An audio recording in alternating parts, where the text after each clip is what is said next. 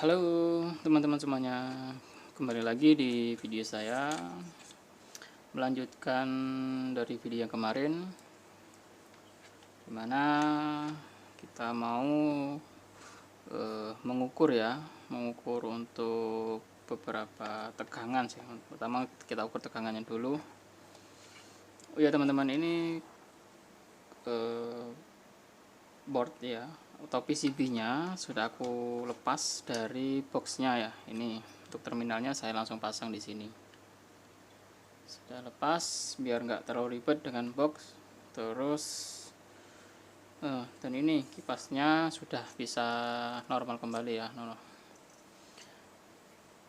Setelah aku coba, ternyata cara untuk perbaiki kipas yang macet itu di sini teman-teman. Ini labelnya dibuka.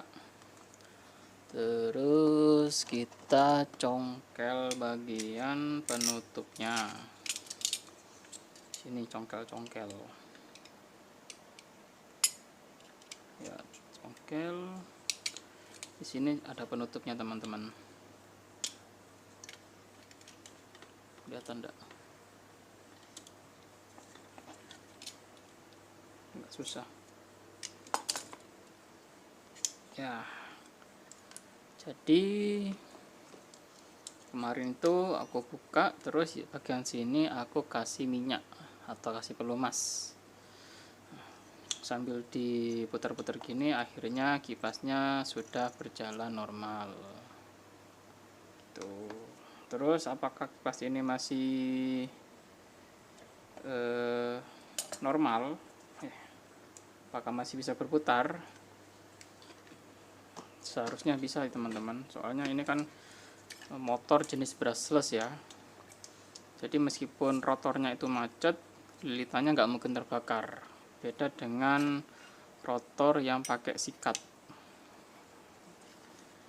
Kalau lilit rotornya itu nggak bergerak, nah nantinya lilitannya itu terbakar.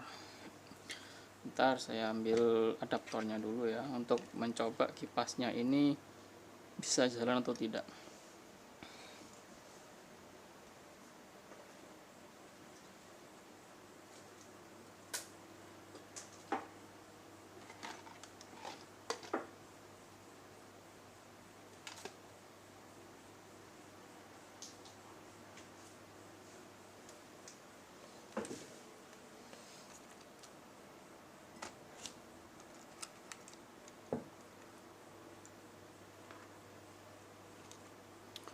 Untuk mencobanya, ini soketnya tak kasih kabel ya tambahan untuk dicolokkan di soketnya. Terus sudah kita pinggirkan dulu.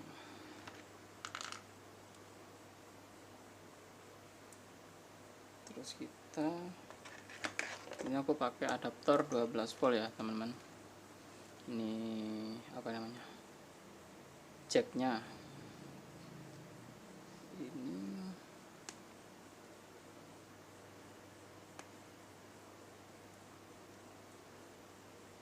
ini di minus dan ini di plus. Oke, jalan ya teman-teman. Kelihatan enggak? Berhenti dulu. Oke, ya oke. Jadi kipasnya bisa jalan kembali. Oke, untuk kipas sudah selesai normal.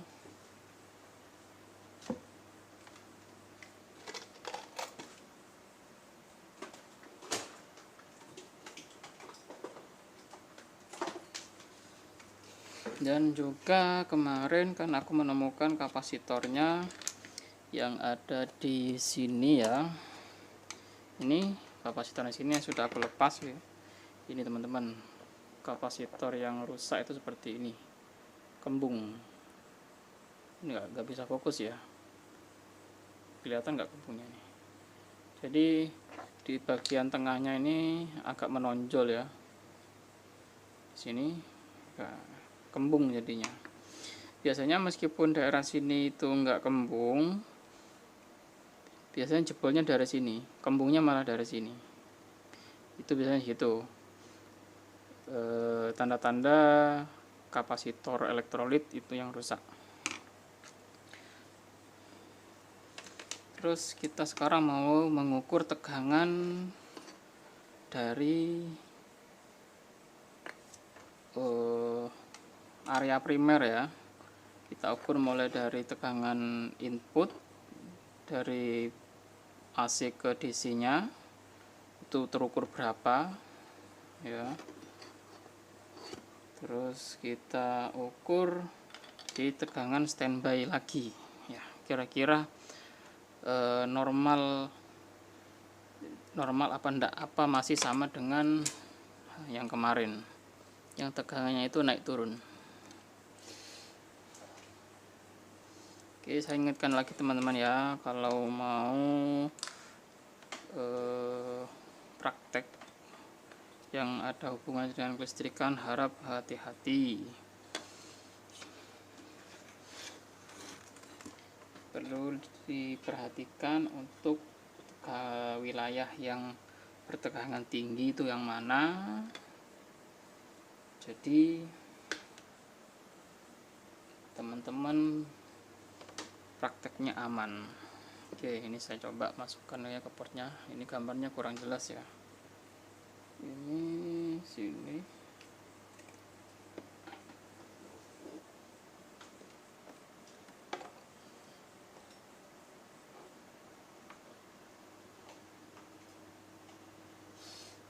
Oke teman-teman, ini listrik sudah aku hubungkan ya. Ini hati-hati ya.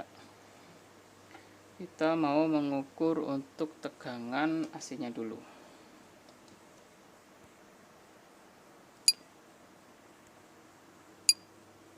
Kita ubah ke 750 volt. Tegangan AC nya itu ada di sini. Mana ya? Nah, hati-hati ya teman-teman ya. Ini sama ini kayaknya. Ini AC, sebentar teman-teman. Kok lupa? Ini dengan ini. Ini AC ya, itu terukur 220. Nah, ini tegangan AC-nya 220 volt. Tuh.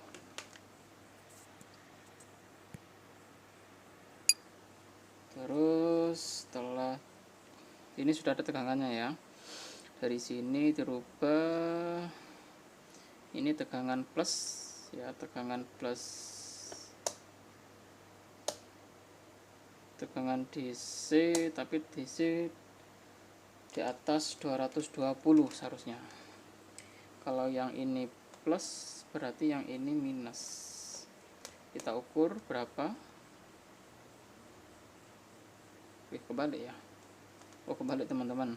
Ternyata yang ini minus, yang ini plus ya.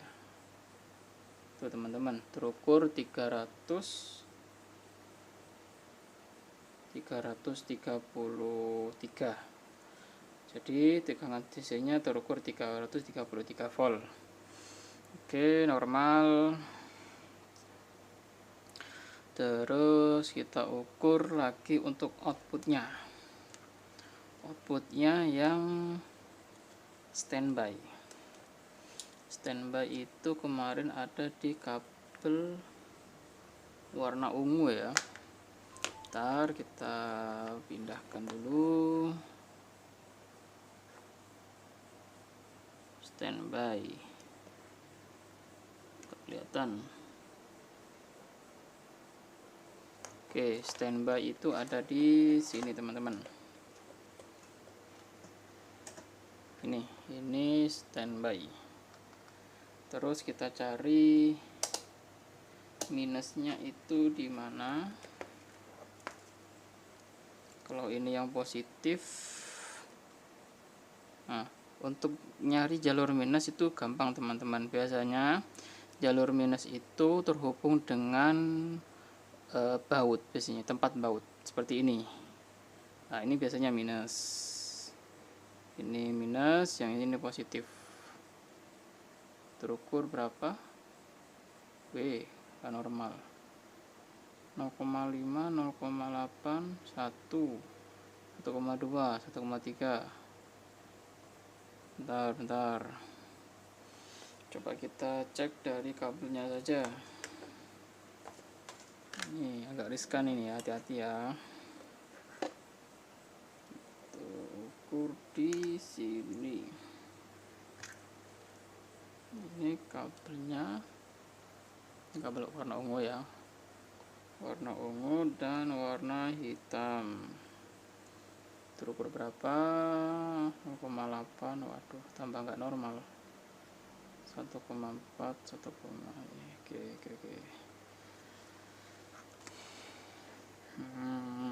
Sepertinya kita perlu memasang kipas ya untuk indikator ya. Kita coba nyalakan lagi ya dengan cara menghubungkan hijau ke ground, maksudnya menyalakan power supply ini. Ini kan power supply dalam keadaan standby. Biar aman, aku matikan dulu power supply-nya.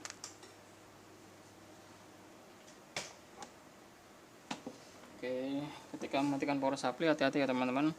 Meskipun kabelnya sudah cabut, biasanya di sini masih tersisa tegangan di daerah kapasitor.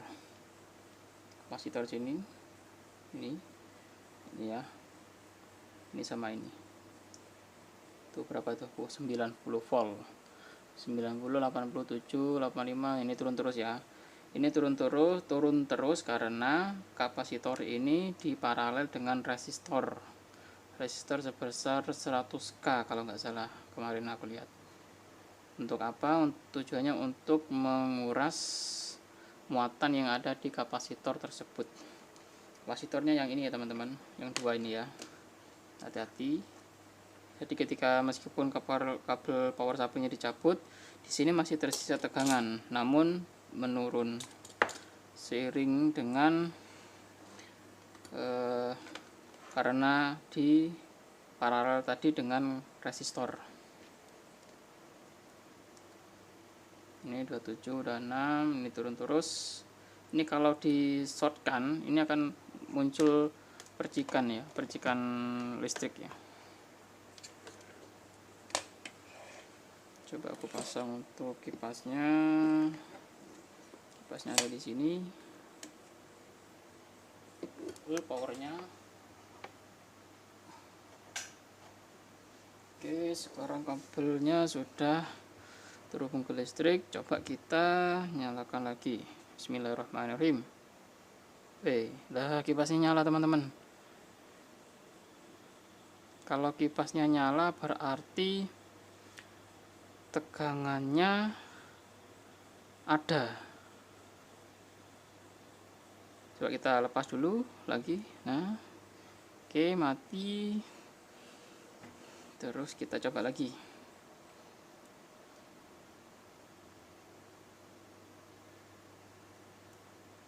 Nyala. Kipasnya nyala, coba kita ukur untuk tegangannya per masing-masing tegangan keluar enggak itu. Kita set di 20 volt alat ukurnya. Terus kita ukur per tegangannya. Kita mulai dari 12 volt. Ini biar aman, kita singkirkan dulu. Yang penting power supply-nya udah nyala, ini kipasnya sudah jalan. Ini 12 volt. Ya, 12 volt enggak nih? Ini 12 volt teman-teman. Tapi terukur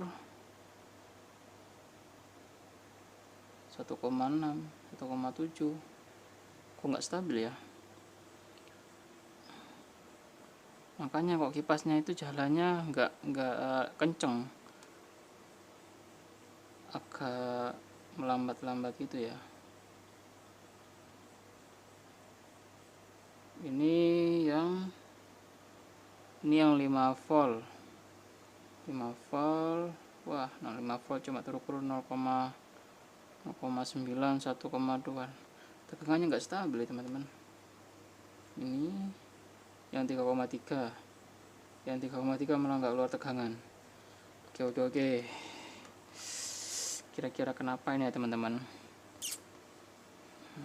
Tegangan keluar tapi tidak normal. Bahkan yang 12 volt pun hanya terukur di 3, paling besar tidak berapa? Paling besar di hanya 1,5. Iya.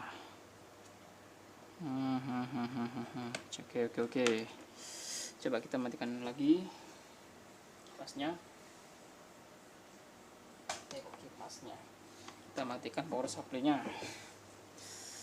Oke. Ini berarti kerusakannya bukan mati total ya teman-teman, cuman tegangannya tidak stabil.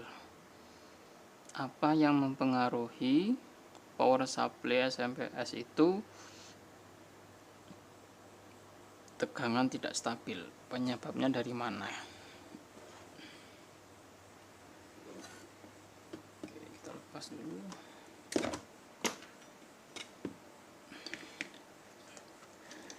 Kalau tegangan nggak stabil, itu apakah mungkin dari transistor ini ya? Ini transistor P13007.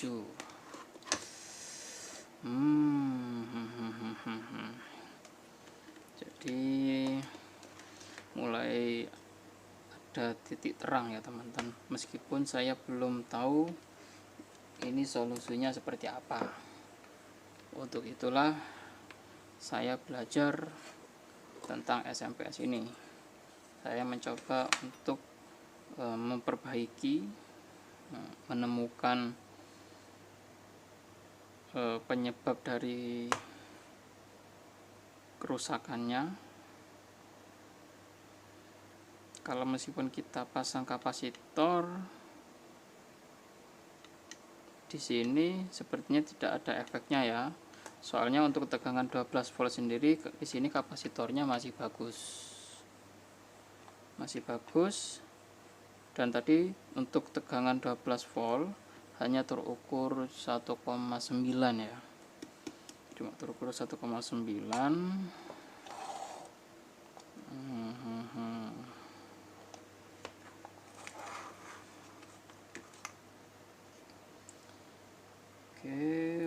Oke. Coba kita ukur satu persatu ya komponennya ya. Mulai dari seharusnya dari komponen aktif dulu sepertinya. Mulai dari sini. Untuk primer, komponen primer yang aktif ini ada transistor ya, transistor 2 terus sama PWM. Tapi menurutku IC PWM itu kemungkinan kerusakannya itu tidak mungkin. Soalnya kalau ini rusak, komponen ini rusak, dia tidak akan bisa menjadikan trafo ini bekerja, karena dia pembangkit gelombangnya. Kalau pembangkit gelombangnya aja nggak ada, kan nggak mungkin sampai keluar tegangan di sini, sampai di sekundernya.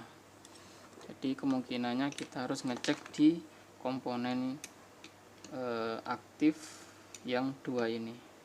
Ini apa ya, transistor apa FET, jenis FET ya. Kalau kodenya itu P13007Y. 13007Y itu kayak transistor yang terpasang di itu lampu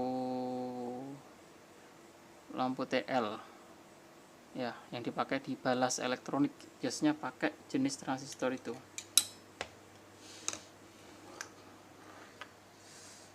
Oke, gimana ini cara ngukurnya? Ini kipasnya agak ribet, pas lagi aja. Di sini kalau kita ngukur di papan langsung biasanya tidak ditemukan ya, tidak ketemu kalau itu rusak.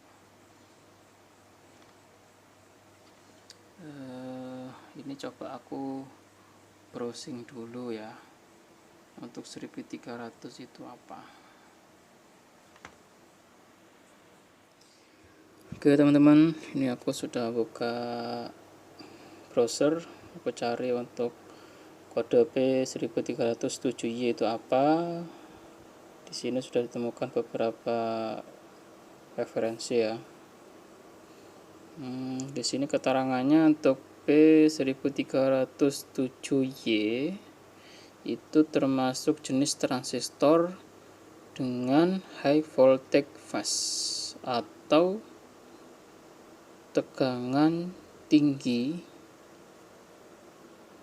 yang cepat. Nah, cepat di sini yaitu untuk frekuensi. Jadi tegangan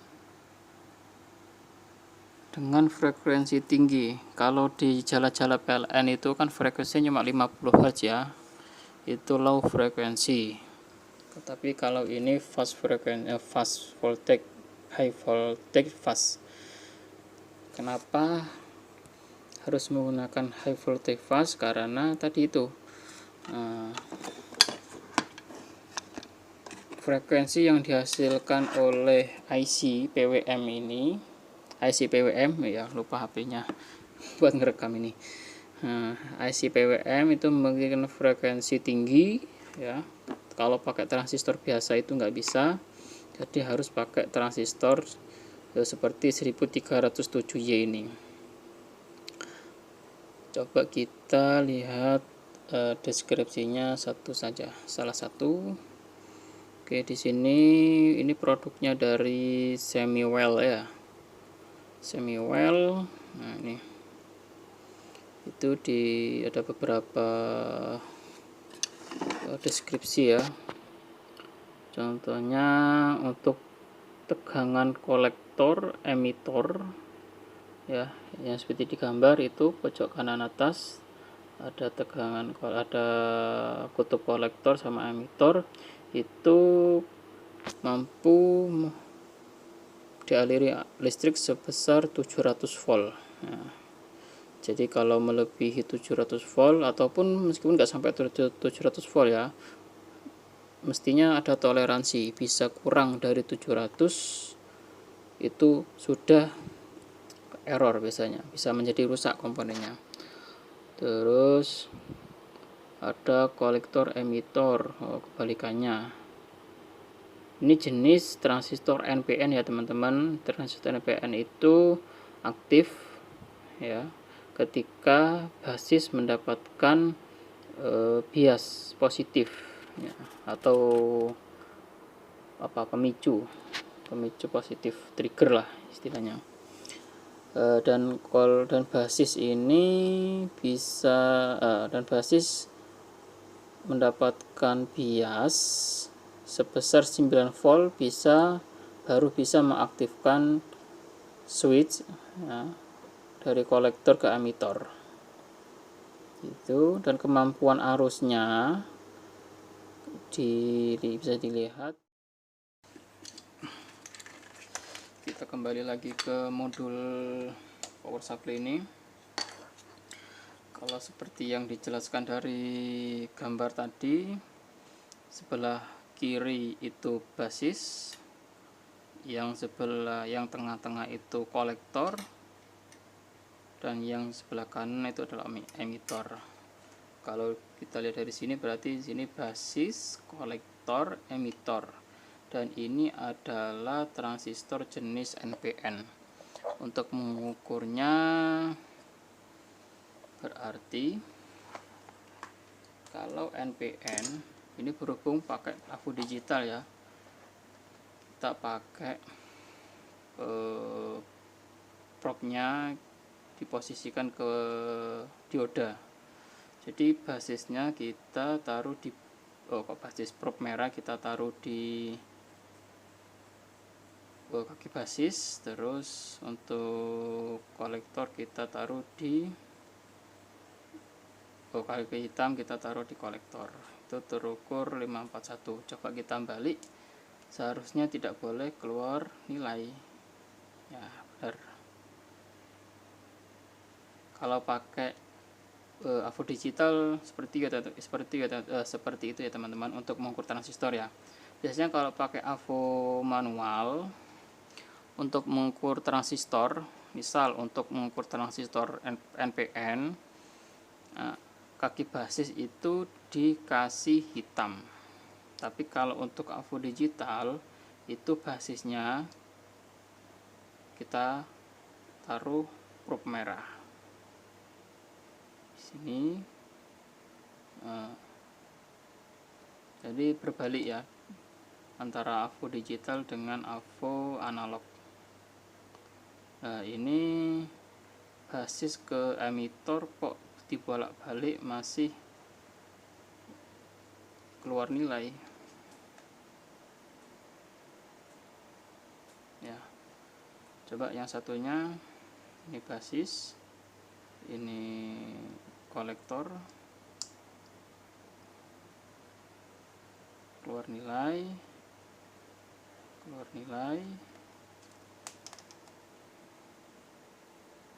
Wah, ini sepertinya perlu dibongkar ya, untuk memastikan pengukuran transistor ini benar.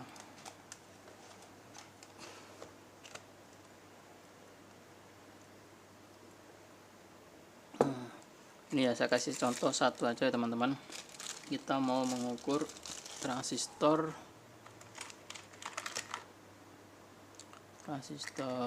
jenis NPN. Jenis NPN itu DD139 itu NPN bukan ya? Sudah lama ini nggak main elektronik, jadinya lupa ini. Coba kita pakai yang umum aja, 592. Aku biasanya hafalnya di BC547, sering pakai transistor tersebut soalnya. Bentar, kita cari transistor NPN. Kalau transistor NPN ini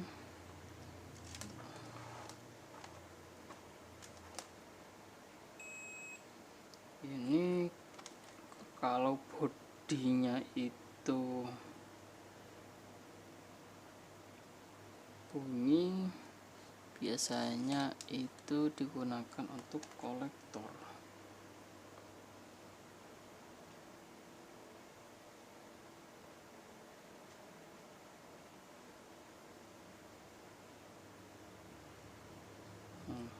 Ini jenis NPN. Ini ada teman-teman 139. Nah, ini kaki basisnya. Ini kaki basis, kolektor, emitor. Biasanya seperti itu urutannya, kalau nggak salah ya.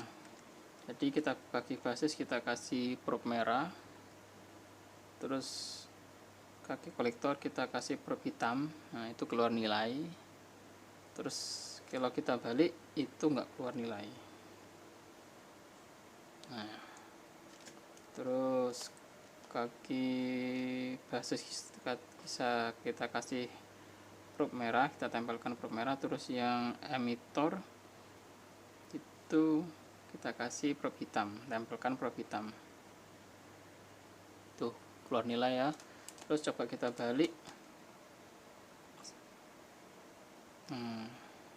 nggak keluar nilai ya, berarti transistor ini masih bagus. Seperti itu ya teman-teman. Kalau yang tadi kita ukur di sini, ini kok keluar nilai meskipun kita balik.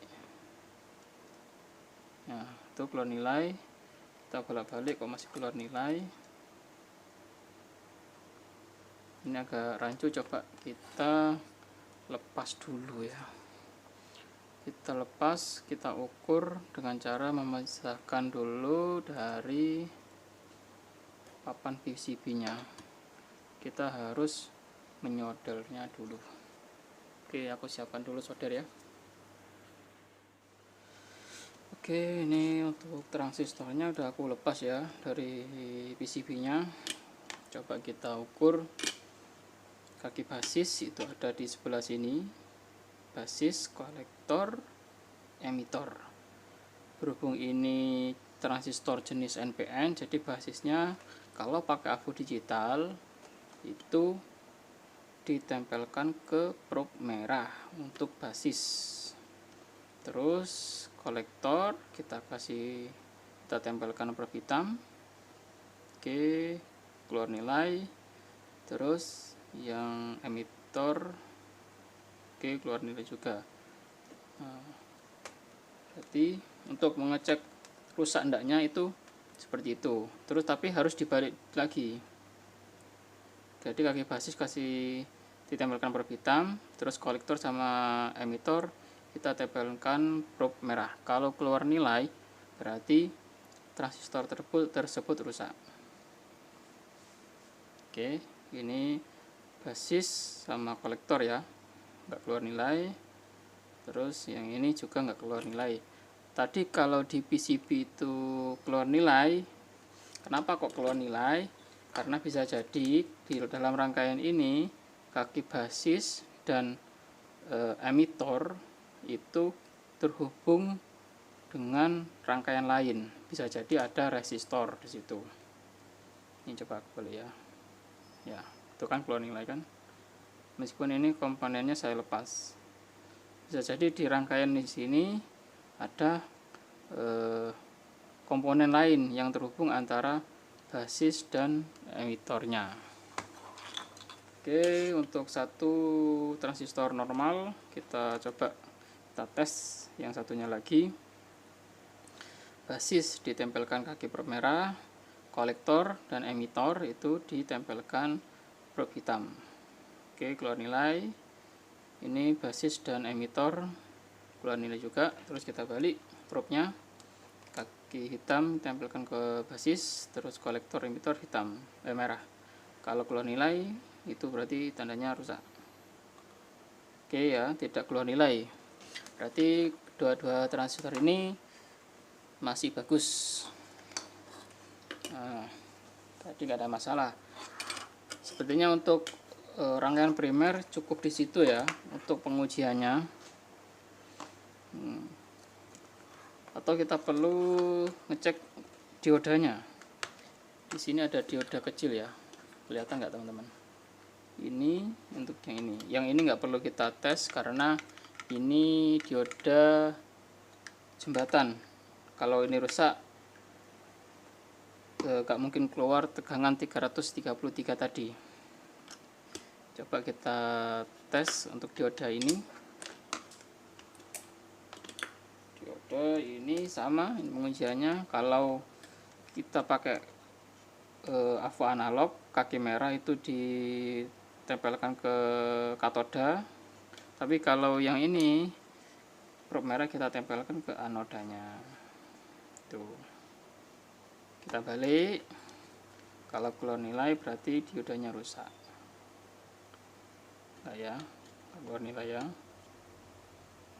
Terus yang satunya lagi, coba kita langsung posisi balik.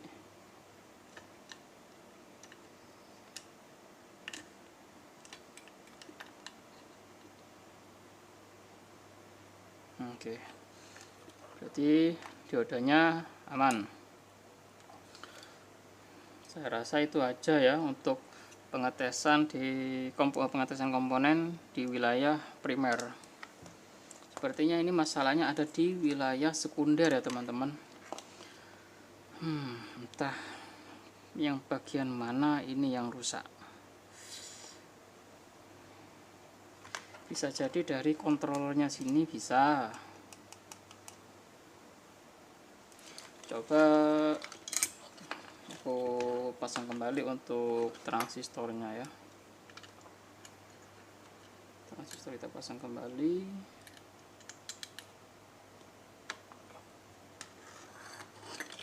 Berhubung ini transistornya nggak ada masalah.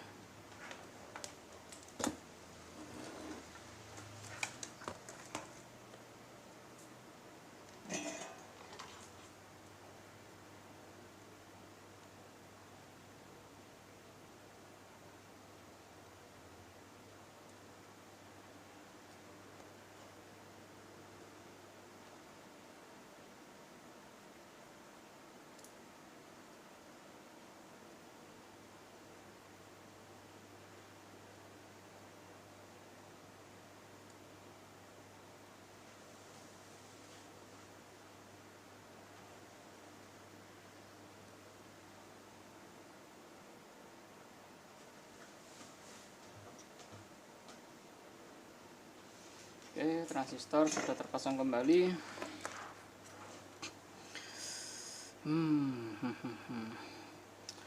Apa kita cek bagian dari optocoupler ya.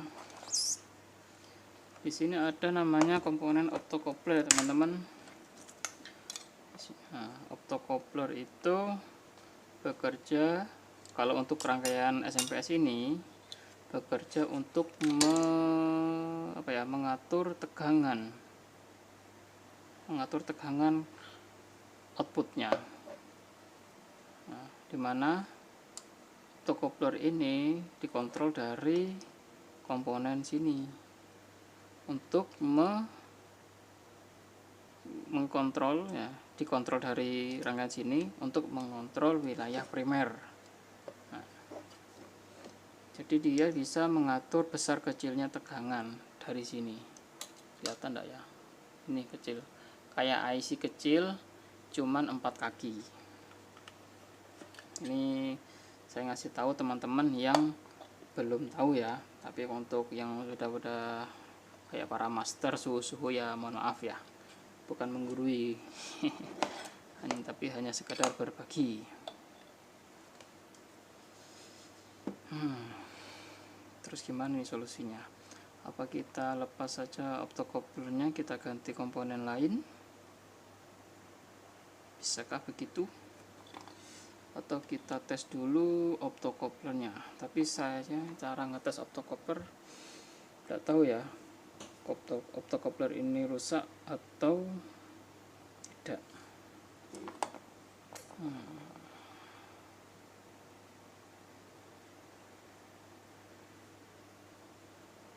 Kita coba aja lepas ya teman-teman. Kita coba lepas optocouplernya.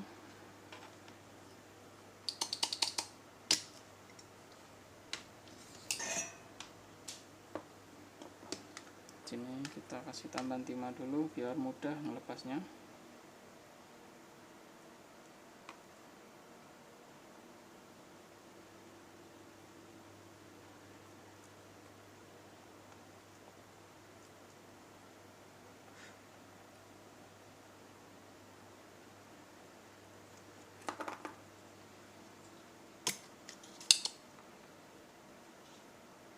Tujuan ditambahkannya timah itu supaya timah yang lama itu gampang mencair, teman-teman. Biar kita kalau sedot timahnya biar terangkat semua.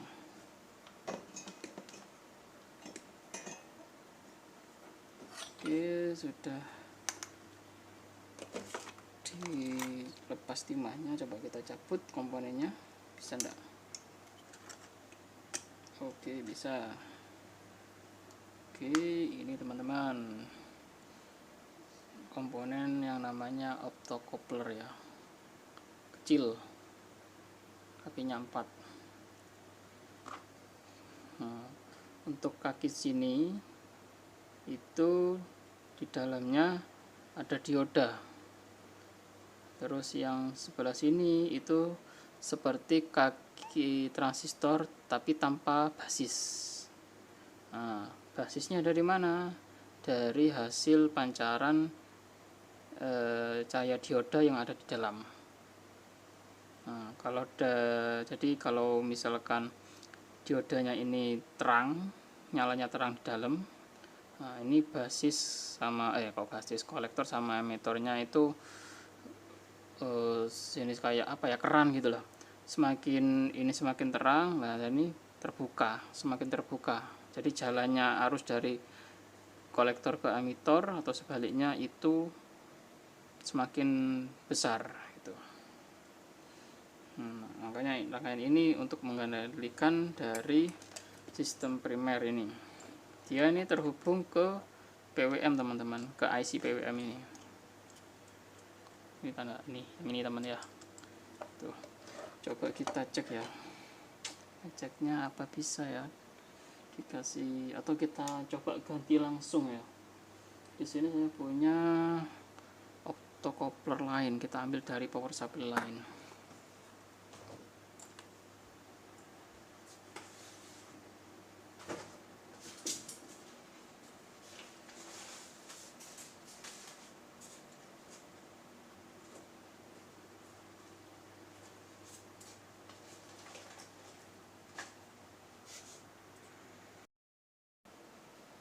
Ini aku coba ambil optocoupler yang ini power supply bekas DVD ya yang rusak ini.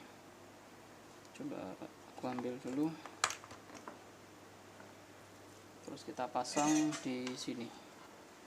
Kira-kira jalan apa enggak?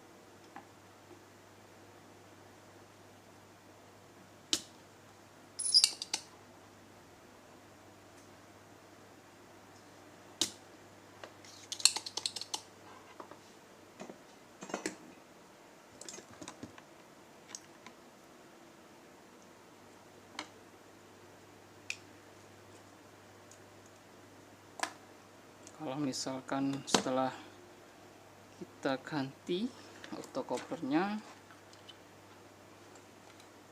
masih belum bisa, berarti bukan optocoupler yang bermasalah. Tapi kayaknya kerusakan dari optocoupler itu jarang ya teman-teman.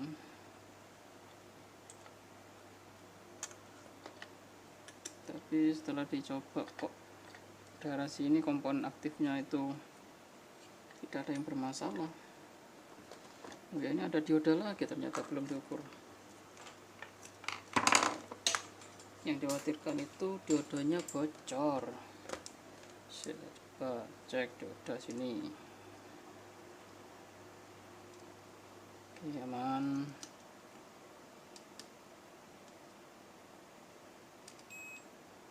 Kan. Oke, aman. Sebentar, kita pasang lagi. Ini kok, tapi kok karatan ini optocouplernya.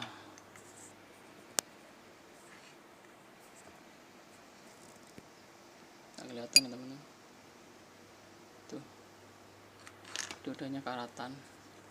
Tapi nggak tahu juga ya, kita coba aja dulu. Mungkin bisa. Kalau nggak bisa, kita kembalikan lagi optocoupler yang lama.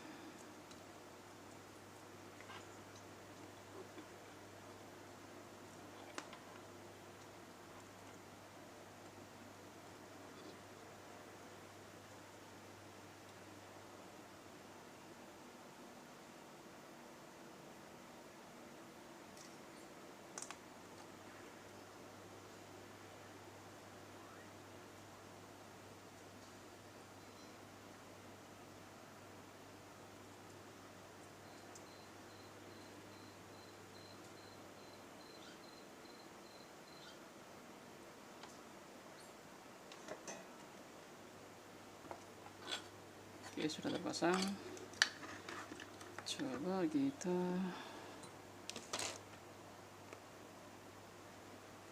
pasang lagi kabel powernya.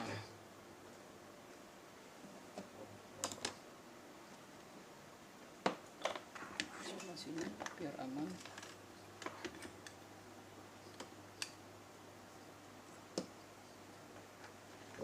Pas kita pasang untuk indikator,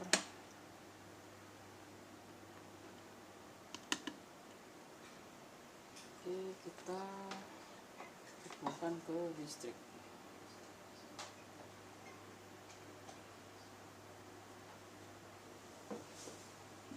Terus kita jumper kabel hijau dengan hitam. Bismillah.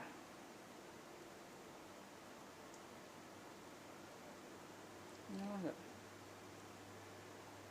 Nyala teman-teman, tapi sepertinya sama tegangannya ini enggak normal. Coba kita cek.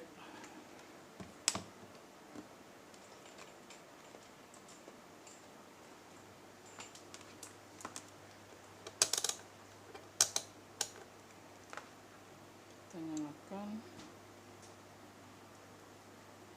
Ayo jalan. Gak mau jalan teman-teman.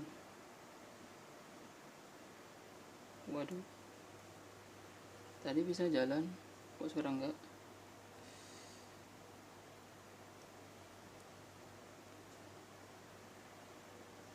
Ya, gagal.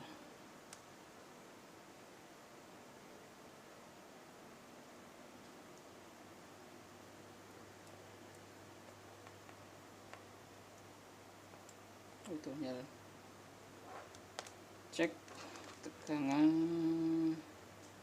12 volt dulu lah. 12 volt, apakah terukur 12 volt nantinya?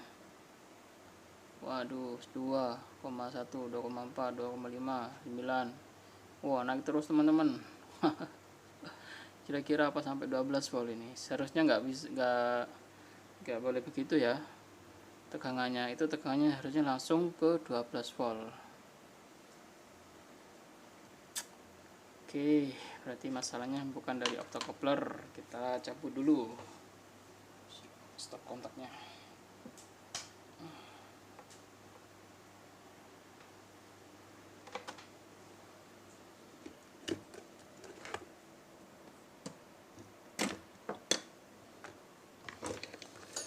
Oke, kita kembalikan optocoupler pakai yang asli. Kenapa ini ya teman-teman?